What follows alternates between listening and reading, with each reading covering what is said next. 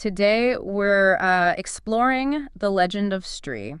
Oh, fascinating. Yeah, this mysterious entity that preys on men in a small Indian town. Mm, You've given us a film script Right. that really brings this legend to life. okay. So get ready for a thrilling mix of folklore, suspense, and even some unexpected humor. I love that combo. I know, right? Yeah, Are you ready to unpack this? absolutely. This script is such a great example of how folklore shapes beliefs and behaviors, Yeah, especially when a community is dealing with the unknown. I completely agree. So let's dive into the setting. Okay. The story takes us to a small town in India. Right. Picture narrow lanes, bustling markets, Uh-huh. and the annual puja, a vibrant religious festival. Right. The town is completely steeped in tradition, Got it. but then we meet Vicky, Okay. the too cool for school Mm. tailor, Hmm. who seems to clash with that traditional vibe. Yeah, it's like watching tradition and modernity collide. Right. You've got Vicky jogging in his fancy sneakers, greeting everyone with, "What up?" Uh-huh, love it. Basically rolling his eyes at all the town's age-old beliefs. It's like he represents a whole generation that's questioning the old ways. Exactly. And it's so funny watching his dad, this classic proud tailor, yeah. boasting about Vicky's skills. Like, Like what? stitched a whole lehenga in 21 minutes flat. Wow. Completely oblivious to the fact that Vicky actually dreams of escaping this small town and Right. all its superstitions. So this dynamic between Vicky and his father, Yeah, it's really important, I think. I agree. It shows that tension that's happening in the town. Totally. Skepticism versus belief. Yeah, it's everywhere. And speaking of belief, there's that inscription Oh, yeah. found on practically every wall. I know, it's so creepy. Oh, Stree, Cal Alana, which Yeah. means, oh, lady, come tomorrow. Right. And the town watchman, he swears by its power Okay. to keep Stree away. Wow. He even goes so far as to use special ink. Oh, really? Made from bat bones and albino crow pea. What?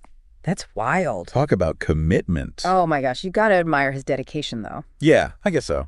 It's easy to laugh at him. Right. But he really embodies the town's deep fear of Stree. Yeah. I mean, for him, Yeah. it's not just some story. No. It's reality. Yeah, he has to protect himself. And that inscription, Yeah. it's more than just words on a wall. Yeah, it's like a ritual. Exactly. A tangible way for people to try to control their fear. That makes sense. But then Yeah. things take a very dark turn. Uh-uh. Narendra vanishes after a blackout at a party, Oh, no. and all they find are his clothes Wow. near a wall where someone messed with the inscription. Oh, that's creepy. It's like they were sending a message. Chillin'. I know, right? Yeah, This disappearance completely throws the town into chaos. I bet. So is it Stree? Mm, Or is there a more rational explanation? right. Vicky, being the skeptic that he is, Yeah. tries to find some logic in it, but But the evidence is really starting to pile up, Mm-hmm. and it's getting hard to ignore the growing sense of dread. I can imagine. This is where the story really starts to explore Right.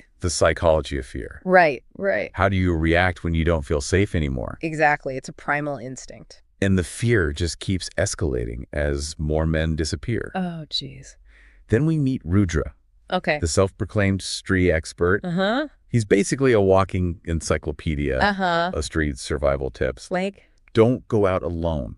Okay. Avoid crossroads at all costs. Got it. And whatever you do, Yeah. don't look back if you hear her calling your name. Oh, that's terrifying. I know. It's enough to make your skin crawl. Definitely. Rudra's such a fascinating character. Oh, he is. He's like a caricature of fear itself. Hmm.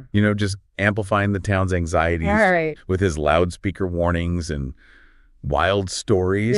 Yeah. But his character also shows how fear can be contagious.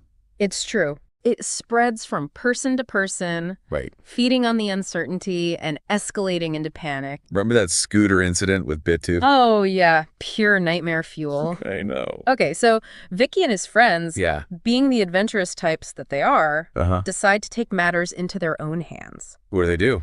They dig up this ancient text called a Purana. A Purana. What's that? It's basically a collection of ancient Hindu stories and wisdom. Oh, interesting. But this one has some missing pages, hinting at a connection between the town's history, Okay. a tragic love story, and possibly Stree herself. Wow, so the story's getting layered. Oh, right? It suggests that she's not just some random monster. Yeah. but maybe a product of the town's past. Right. A manifestation of its secrets and traumas. It's giving me chills just thinking about it. This search for answers leads them to a ruined temple. Oh, no. And it's like stepping right into a scene from the Purana. Okay, creepy and mysterious. All that. I can't wait to see what happens next. Me neither. But that's a story for part 2, so stay tuned. Right. So it's like the town's trapped in this cycle of fear. And Jana just becoming Stree's puppet just reinforces that helplessness. Absolutely. And then just when hope seems lost, Shankar Shastri, the author of that ancient text, remember? Yeah. He reveals a prophecy. Uh-oh. And it describes a savior Okay. who fits Vicky's description perfectly. Oh, wow. It even reveals the truth about his mother, Oh, no. adding a whole new layer to his identity. Talk about a bombshell. I know, right? And it's like his whole world is turned upside down. Yeah. He's so angry and confused. I bet. Especially because his friends knew this whole time. Right. But kept it a secret. This revelation goes beyond just Vicky's personal history, though. What do you mean? It exposes the anxieties of this patriarchal society. Yeah. The fact that Vicky's lineage is questioned, his identity tied to his mother's past. Yeah. It reveals so much about the town's unspoken biases and fears. That's true. It makes you think about how much our past and the secrets we carry actually shape our present. Absolutely. Huh. But his friends, they really stick by him. That's good. They kept the secret to protect him. Yeah. Let him live a normal life. It's like a testament to the strength of community. It is. You know, even when facing fear and uncertainty. They choose compassion over judgment. Right. Showing that human connection can prevail. Yeah. Even in a town consumed by superstition. It's powerful, isn't it? I think so. It's a beautiful moment of reconciliation. Yeah. And then Vicky goes to his dad. Oh. Not to confront him, but to help with the tailoring. Wow. It's like a silent understanding. Right. A bridge between them.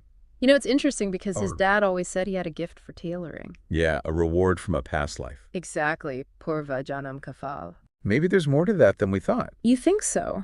I don't know. It's possible. What if those tailoring skills, the thing he wanted to run away from, become his weapon against Stree? That's an interesting thought. In folklore, the most unexpected things can become powerful.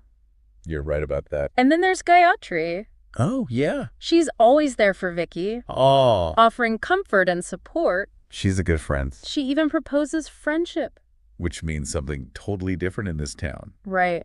But she doesn't seem to get the social implications. Well, she's an outsider. That's true. She brings a fresh perspective. Yeah, she doesn't fully understand the town's dynamics. But her intentions are good. She sees Vicky's goodness. I think so, too. And wants to help him. Yeah. Challenging those norms in her own way. She reminds him that he did something pretty amazing. Like what? He looked Stree in the eyes and survived. That's true. It's like she sees a strength in him. Yeah. A potential he hasn't realized yet. Makes you wonder, what makes Vicky the chosen one? Right. Is it just his lineage? Like the prophecy says. Or is there something more? Maybe an inner strength? A resilience. It's a good question for our listener to think about. Absolutely. By the end of the story, yeah, Vicky is a changed man. I agree. He finally accepts his connection to the town. And his potential destiny. He's not running away anymore. Nope. He's choosing to face his fears. And that final scene. Yes. With him and his friends prepping for the last night of puja. It's electric. The stage is set for the showdown. The town's fate hangs in the balance. Talk about a cliffhanger. Yeah. It's amazing how Vicky finds his place. Yeah. Not by leaving the town, but by protecting it. It really is the classic hero's journey. Yeah. Starts off resisting fate. Right. But ultimately embraces it. Yeah. Realizes he's connected to this community and his history. So true, that ending, though. I know, right? It definitely leaves you wanting more. What do you think Vicky and his friends are going to do to defeat Stree? Well, that's what's so great about this story. Yeah. It blends folklore, horror, and humor. Right. Keeps you guessing the whole time. Yeah, you start questioning what's real and what's imagined. Exactly. It makes you think. Yeah. Does confronting your fears mean confronting your past? For sure, Vicky accepting his mother's story, that's huge for him. It is. Leads him to face Stree. Powerful stuff. Inspiring, even. It reminds us that our past shapes us. Yeah. But it doesn't define us. You're right. We have the power to choose our own path. I love that message. Wow, this deep dive has been incredible. It has been fun. You've given us such a captivating look at this legend. Glad you enjoyed it. Folklore, fear, and an unlikely hero embracing his destiny. But we're left with so many questions. I know. Will they defeat Stree? Right. What happens to Jana? Who knows? Any final thoughts for our listener to ponder? Well, what I find so fascinating is how the story blends those personal struggles with a collective crisis. Yeah. Think about the themes of sacrifice, responsibility, confronting the past. Yeah. It really makes you think, what would you do if you faced a challenge like that? That's a great question. And how much does our past really shape our present? Those are some things to really think about. I think so too. This has been an amazing deep dive. Thank you for joining us. Thanks for having me.